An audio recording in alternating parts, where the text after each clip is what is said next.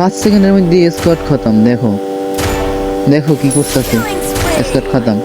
আমার কোন দিয়ে মারছে, দেখো শেষ। তো আসসালামু আলাইকুম গাইস, কেমন আছো সবাই? আশা করি সকলে অনেক বেশি ভালো আছো।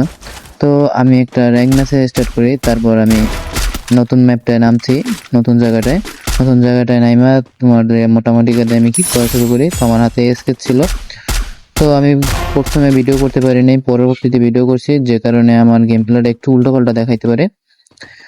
তো আসলে ভিডিওটা দেখো তোমরা লাস্ট পর্যন্ত কি হয়, মানে ম্যাচে পুরো হ্যাকারে কি পেয়ে নিতে পারে কি না, হ্যাকার কি রকমের লেভেলের হ্যাকার, যেটা তো তোমরা প্রথমে বুঝতেই পারছো, পুরো ভয়ঙ্কর লেভেলের হ্যাকার। তো আমি এখানে প্রথমে নাইমে আমি মোটামুটি কিল করতেছিলাম। তো আমার অলরেডি 4 কিল অলরেডি হয়ে গেছিল। তো সামনে একটা প্লেয়ার ছিল, ওরে আমি আবার নক করে দিই। তারপর আমি কিলটা আসলে কনফার্ম নিয়ে নিই। তারপর এভাবে আমি আরো কিছুটা কিল করি, এখানে তোমরা দেখতে থাকো খেলাটা। এরপর লাস্টে কি হয়, লাস্টে কি হ্যাকারে কি আসলে বুয়েটা নিতে পারে, নাকি হ্যাকারের কাছ থেকে বুয়েটা অন্য কেউ ছিনিয়ে নেয়? দেখতে হলে শেষ পর্যন্ত তোমরা ম্যাচটা দেখো। এরকম লেভেলের একটি ভয়ঙ্কর হ্যাকারের হাত থেকে কি ম্যাচ বুয়া যাবে, মানে ম্যাচ কি সে বুয়ে করতে পারবে, নাকি অন্য এনিমিতে বুয়ে নিয়ে নিব? তো এখানে দেখো সামনে আমার ট্রেলার আছে, এমন পরবর্তীতে ভিডিও করার কারণে এরকম দেখাইছে। তো আমি মাইরা ওর টিম খতম করে দিই। তো যে কারণে আমাদের এখানে একটা প্লাস পয়েন্ট ছিল, আমার 8 কিল অলরেডি হয়ে গেছে, সামনে কিলটা 9 কিল হয়ে যাবে। এই দেখো অলরেডি এসে পড়ছে, যে পিটাইতেছে কেমনে দেখো, ওই যে রাফি, ওরে মার রে আমারে, আমি আমি বুঝতেই পারি না যে আমার কোমনে দিয়ে মারছে।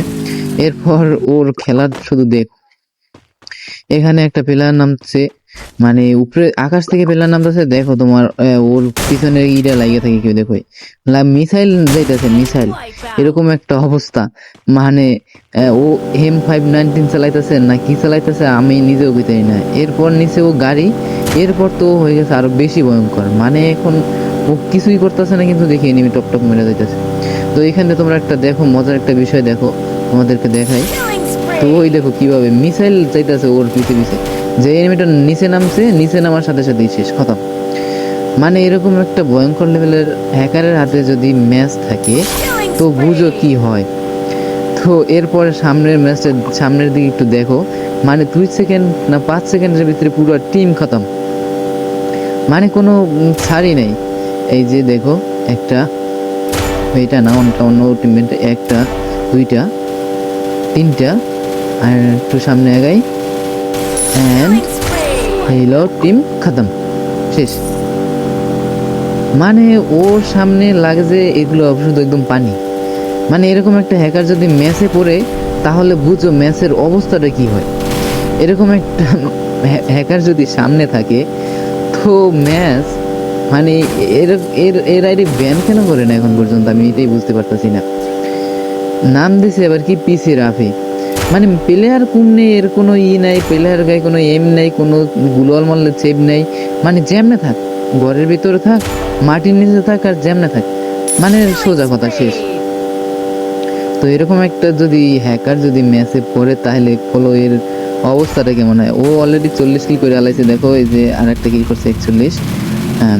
আর এখানে দেখো এই যে প্লেয়ারটা, এই দেখো গাড়ির পিছনে লাগছে রকেট দৌড়াইতেছে, মানে চুম্বক লাগাই রাখছে, চুম্বক, এরকম একটা অবস্থা। তো দেখো লাস্ট পর্যন্ত দেখো ম্যাচটা বুঝে পাই কিনা।